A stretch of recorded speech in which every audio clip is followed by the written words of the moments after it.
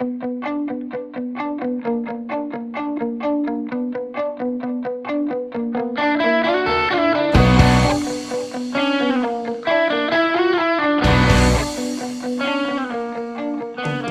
good morning all. Today's project is to jump in the creek and do some sniping. And I thought, rather than just do a sniping video, I figured I'd do a little more in-depth sniping video, show you why I picked the area I pick, where I look for the crevices, what I call cherry picking. You know, you want to start with the good ones and from there work out. So I'll give you an idea how I do that. Tools we're going to need, and just basically all the basics to go sniping. Now, I figured that I'd cover some of that stuff while I'm sitting here waiting for it to warm up a bit. It's still, water's kind of chilly and the sun's a ways off yet, so I'll use this as an excuse to not get in that river yet. Okay, the first thing you're going to need is a wetsuit. Today I'm bringing my 6.5 mil wetsuit, which is a fairly heavy wetsuit. It's kind of, I don't like packing it around, but that water, especially once the sun's off you, you can get cold quick in that water. So you're going to need a wetsuit, a hood, mask, pair of preferably hard-bottom boots because you're going to be walking around, and then your basic gear. So let me show you what I use for the basic gear. Okay, now ideally you want to be able to carry all your gear in one hand. Now, the two tools that I consider basic that you cannot snipe without is a rock pick hammer and some type of a pry bar. It's made by Wing, and I really like these bars, and I have a link below to Amazon where you can find these bars. The reason I like this bar is because of prying ability here, but mainly, especially for sniping, you have the point and a place where you can hammer, so you can use this thing as a chisel to get down in between the rocks and loosen them up. And the rock pick hammer, same thing. You use the pointy end to get down there, hit the rocks. These two tools, I couldn't snipe without them. Okay, the next tool is a crevice tool. It can be any type of a tool that has a thin blade that you can get down in and dig the gravel out of the crevice. You have to have something to get down in there to pull that gravel back so you can fan it and get to the goal. Then the next tool is a pair of tweezers. I prefer locking tweezers. This way, if you're in fast water, you get down in there, you get a piece of gold, you can lock these, and if you lose your footing and fall over whatever, all you got to do is find your tweezers and your gold will still be in them. Then another tool, and this one is not absolutely necessary. If you don't care about the fine gold, you really don't need this. But I carry a snuffer bottle and I put several lead weights in it so it stays on the bottom. I painted it red so when it floats away it's easier to find. But these are real handy in using to flush the crevice out. You can blow water down in the crevice, and then if you have small particles of gold in there, it's way easier to suck them up with this than it is to pick them up with the tweezers. And then the last thing is, this is, hopefully you're going to need this. This is your plastic bottle to put your nuggets in. This I don't carry in my hand. I slide it down in the sleeve of my wetsuit So it stays there, so it's always handy to get. The same thing with the crevice, the tweezers. You can slide them down in, as long as you're working in an area, you slide them in there and they're always handy. If you're swimming, if you're moving from one spot to another, you want to take these out and hold them because they will slide out. Your gold bottle won't, as long as you keep it down in the wetsuit far enough and you got a good tight fitting wetsuit. Okay, but that's basically right here is all I take with me when I'm sniping.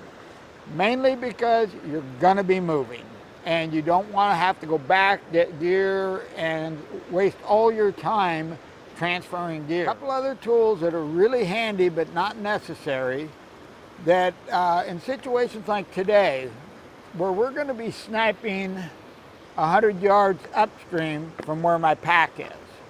So I threw in my little gold pan and my plastic hose. The gold pan is really good for moving gravel. If you got a lot of gravel, you can just scoop it into the pan and get it out of there. If you want to do a little crevicing, which I'm going to do here in a couple of minutes because I'm killing time waiting for the sun, you got your pan and your tools. And then the hose. This is real handy for underwater. You can use it to fill it full of water, and you can use it to blow the crevice out to get it clean. Or if you're down deep and you can't get the gravel out, you can use this like a little dredge. You can suck it up and either dump it in your pan or dump it on the bedrock and fan it there. But this is real handy. Problem with these two things, you can't carry them with you because they'll float away. So if you're gonna be moving, you can't bring these unless you wear a backpack all the time in the water. Now, on the subject of packs, a fanny pack is real handy for carrying your small tools in. A lot of times I'll wear a fanny pack. If I have a fanny pack on, I'll throw in a chisel and a couple of like a crevice pick and things like that. Now, I have on occasion when I'm hiking a long ways from where my base camp is, I will take a backpack, put my gear in that backpack, and take it up. But you want a small backpack, and you want to make sure you have a strap tying your two shoulder straps together. That way you're not constantly fighting it trying to float off. It keeps it up, keeps it tight. And you want to have a pack that'll drain. You don't want to be packing around water. If you got to get out of the creek and climb over a rock, you don't want 20 pounds of water on your back. So it's preferably to have one that drains, or poke a few holes in it and so it will drain. Now the last thing I want to cover while I'm sitting here on a rock is safety. When you're sniping, technically it's a real safe way to look for gold, but there are some hazards. One, the same as it is for anything else, moving a rock that's going to come in on you and get your hand crushed or whatever. But the main thing is you have to always keep in mind what's below you. You don't want to snipe directly over at the top of a waterfall to where if your foot slips, you're going over the falls. So you just have to keep in mind what's directly below you. Make sure that, especially if you're working in fast water, if you lose your grip, you're not going to get injured going over rapids or whatever, heading downstream. Okay, well, I think I'm going to suit up and we'll head on up and see if we can find some gold. Okay, well, I don't know how good the sound's going to be with all the noise here, but basically this spot right here is a real good example of a almost ideal sniping area. The only problem we got here is there's a little too much white water. But if you look upstream, the river makes a sharp bend around that way. So we're on the inside of the bend. We got a huge boulder pile up in front of us to help diminish the flow when it gets to here. So on the inside, basically out there the water's just roaring. On this side we have much less velocity. Well, we have several nice crevices running up here. This one right here by my feet is the one I'm interested in. That one out there looks better to me, but it's all white water and we don't have enough time to divert the flow and all that. So we're going to concentrate on this one right here. Now let me get you a little closer in on this one. Okay, you can see right in here we have a crevice running with the river, which is not ideal, but being we're in an area where we're protected by this bedrock in front of us and those boulders to the side, we know we have a diminished flow in here. So that gold can come right around here and drop right in here. So this, to me, is a real nice catch. So we'll go ahead and start working this crevice right here.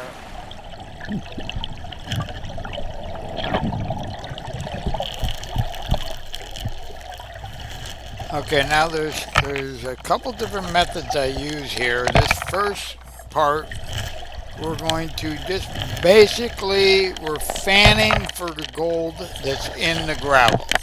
Now, I don't really expect to find any in here, but if you're in a stream that has a lot of fine gold in the gravel, this is the method I use. I first take all the larger rocks off the top, and then I'll just fan the gravel a little bit, and you just keep an eye out for any specks of gold that show up.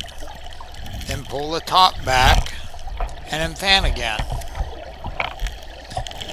And then I'll take and just run the gravel back and forth, and just take the stuff off the top. Because as you move the gravel with your fanning and pulling it, your gold should drop down. And then you just go back to fanning and watch for pieces, and just repeat the procedure until you finally get down to the bedrock where the gold can't go any further. Now as you're working your way down, you just keep pulling that gravel back and forth, like I say, and just don't worry about taking the stuff off the top and just chucking it. Your gold will be working down. And now once you get down to the bedrock, that's when you got to really pay attention, because gold can't go any further. But you have to make sure that you clean every little crack and crevice down there, get all the rocks out of the way, because gold can hide. As long as there's a rock there, there can be a piece of gold hiding in behind it. So you want to make sure you get it all clean. Now here we have an example of a rock that is really hard to remove, a round rock that's really jammed in a crevice.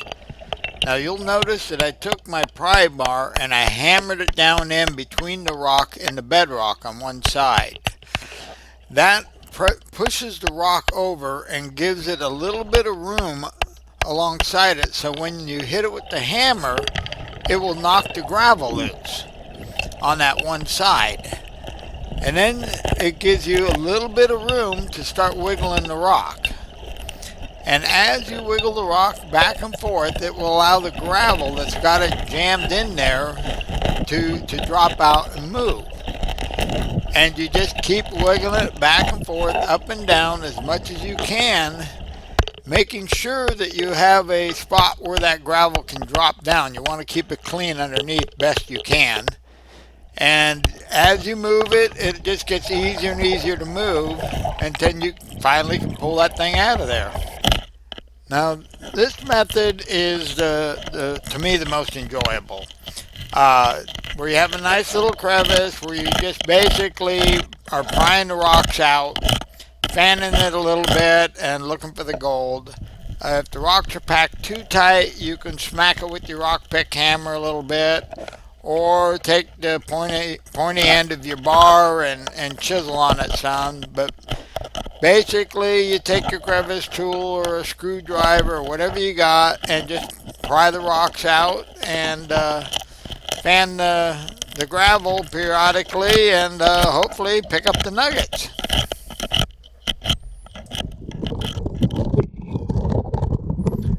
Now here we have a really good example of a very narrow crevice where a thin blade on a crevice tool comes is a real advantage to get down in those very narrow crevices and get them cleaned out. Well, now here's a crevice that we finally found some gold in. Now, when I pick up the gold out of a crevice with the tweezers, I like to put it in my bottle over the crevice that I got it out of. That way, if I drop it, I miss the bottle to drop it, it doesn't end up in my tailings pile or in the current or somewhere else. I like to put it right in the bottle and then go ahead and put the bottle right back into my wetsuit. And that way I know right where my gold is and it's safe and sound.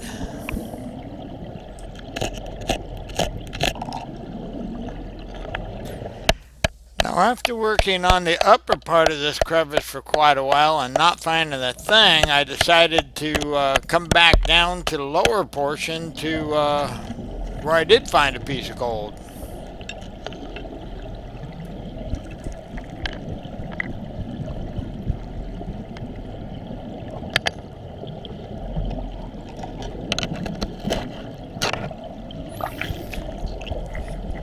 And it did pay off because we did find another piece of gold.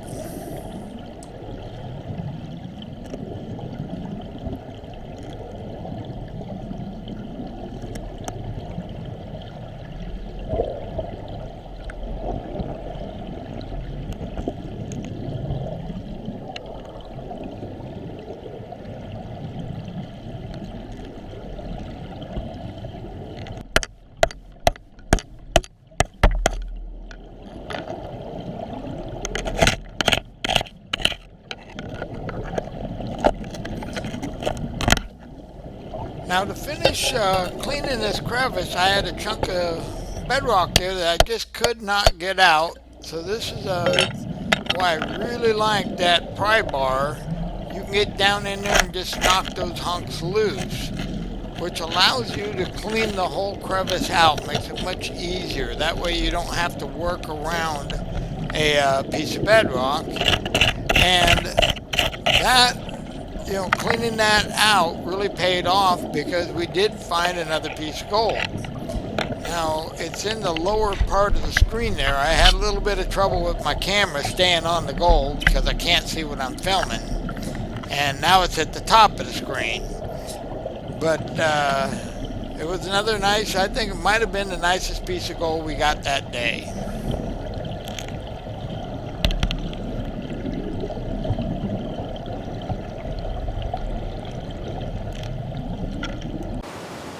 Well, I don't know about you guys, but I'm tired. So I think I'm calling it a day. Now, one thing I want to remind you of, as soon as you come out of the water, when you're done for the day, get your gold bottle out of your sleeve. Because more than once, I pulled my wetsuit off and then spent quite a while trying to find this bottle when it went flying. So make sure as soon as you're done, the first thing you do is pull that bottle out of your sleeve so you don't lose it. Okay, we got some nice hunks of gold in here. Let me show you how we did. I'm not sure if that's going to focus on that.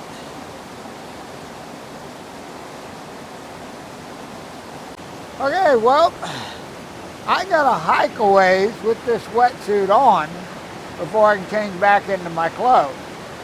So I'm going to hike on down to my clothes, get changed, And then I doubt if I'm going to unpack the camera again, so I'm pretty sure I'll see you guys at the house. As usual, it's the next morning. Let's throw that gold on the scale, see what we ended up with. Okay, first thing we're gonna weigh is that nugget we got right at the end there. 1.52 grams. All right. Our other pieces, we ended up with 3.79 grams, or 2.4 pennyweights. Not too shabby. Well, that's not too bad considering I spent most of the day talking.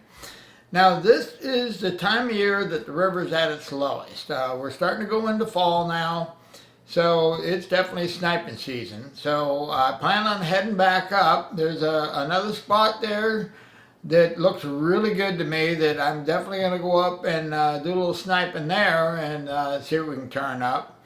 I want to get as much in as I can before the rains hit and sniping season's over. Well, I have to take the gold I found so far this year, and I'm supposed to be keeping a log, and I haven't put any entries in for a bit, so I'm going to do that right now. That way I know I stay ahead of Jeff, so I got to keep a running total. So if you're not already a subscriber, go ahead and hit that subscribe button, and if you hit the little bell up there in the corner, you'll get notification whenever I post a video. And if you enjoyed the video, go ahead and hit that like button. That way I can figure out what you guys want to watch. And right now, I'm going to log some gold. So you guys have a wonderful day.